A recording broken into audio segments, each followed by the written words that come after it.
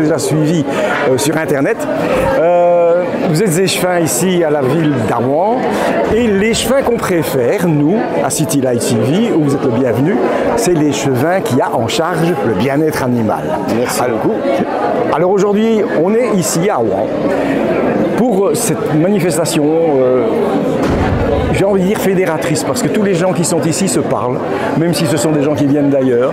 Il y a une magnifique ambiance. Mais moi, je voudrais vous interviewer et vous demander comment concevez-vous votre travail d'échevin du bien-être animal? Je le conçois journalièrement, c'est-à-dire pour moi c'est vraiment une passion les animaux et c'est pour cela que j'ai créé dans les années 2012-2013 l'échevinat du bien-être animal.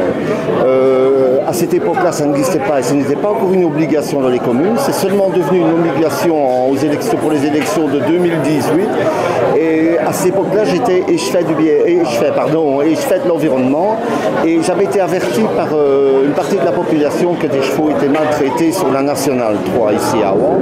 J'étais intervenu, j'avais prévenu la protection des animaux et M. Renard était venu sur place pour se rendre compte dans l'état dans lequel se trouvaient les chevaux. Et suite à cela, on a créé l'échevinat du bien-être animal en 2013 et à l'époque, nous étions seulement 3 communes sur 84 en province de Liège à avoir créé cet échevinat. Donc on peut se dire que très fier, c'est une de mes fiertés une fois que j'aurai terminé, c'est d'avoir créé cet échevinat. Mais je crois que pour bien mener ce travail, il faut être amoureux des animaux. Il faut vraiment aimer les animaux. Si vous n'aimez pas les animaux, ça devient un échevinat politique qui vous sert, je n'ai pas pour habitude de pratiquer la langue de bois, qui vous sert à attirer un certain électorat, à faire des voix. Mais si vous le faites avec le cœur, vous avez un retour qui est énorme et vous faites beaucoup d'amis, comme par exemple j'ai lié une certaine amitié avec Fabrice Renard qui fait un travail extraordinaire au point de vue du bien-être animal et de la protection des animaux. Et dès qu'il y a à peu près 1 an d'ici, nous avons encore malheureusement découvert un cheval qui était maltraité sur la commune d'Auté. Je suis intervenu, j'ai prévenu Fabrice et automatiquement avec Animal Sans Toit, nous avons pris en charge ce cheval. Pour tout ça, je vous dis merci. Merci pour tout ce que vous venez de raconter, parce qu'on se sent très proche quand on est près de vous comme ça. Alors, je ne sais pas si vous pensez comme moi, mais quand les choses vont bien, il y a toujours quelqu'un qui vient foutre son nez dans les histoires et qui vient mettre des difficultés là où il ne devrait pas y en avoir. Il y a quelques jours, on a évoqué la possibilité de ne plus permettre aux gens qui ont 65 ans d'adopter un animal. Alors qu'est-ce que vous pensez? Vous ne trouvez pas ça révoltant? Je pense que c'est révoltant et d'un autre côté, je peux comprendre les associations.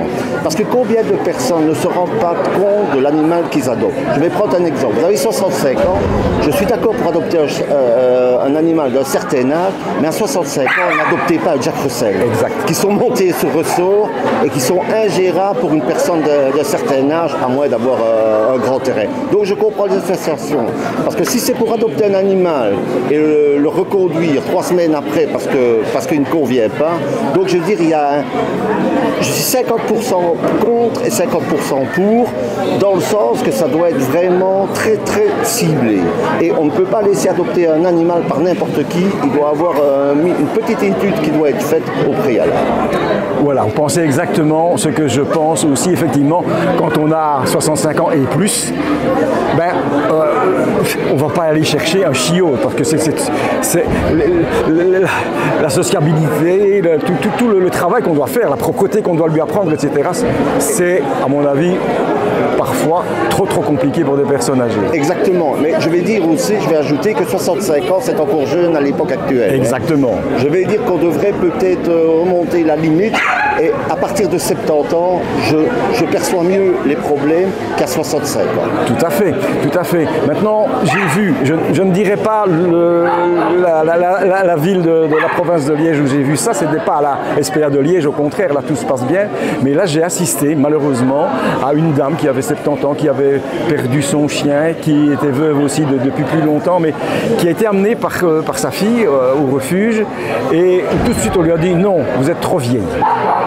Alors je me demande, parce qu'on voit aussi beaucoup d'animaux qui sont, je ne vais pas dire abandonnés, mais qui sont perdus parce que leurs maîtres sont morts, et ce sont des chiens qui sont déjà âgés. Est-ce qu'on ne devrait pas aller un petit peu vers ce genre d'animal? Parce que, bon, ben, à moins que lui-même ne soit très malade, bien entendu, qu'il devienne une charge pour la personne qui a décidé de l'adopter, mais peut-être comme ça, les gens finissent leur fin de vie comme ça, avec un animal, mais qui est évidemment qui est plus âgé, et qui est adapté voilà. À la personne. Je crois qu'il doit avoir une petite étude, oui. Une petite étude de l'animal, et alors bien avoir un bon CV de la personne sur ce qu'elle compte faire avec l'animal. Voilà. Et dans ces cas-là, le risque zéro n'existe pas. Exactement. Mais à partir du moment où on met de plus en plus de paramètres, on peut y parvenir, on peut être très près de ce risque zéro et éviter qu'il y ait un nouvel abandon par la suite. Eh bien, je vous remercie. Je vais vous laisser parce que je sais que pour le moment vous êtes souffrant et je vous demande pardon de vous avoir retenu si longtemps. Mais vous êtes dans notre cœur maintenant pour le bien-être animal. Merci beaucoup. On se reverra. Merci beaucoup. À bientôt. Au revoir. Ouais.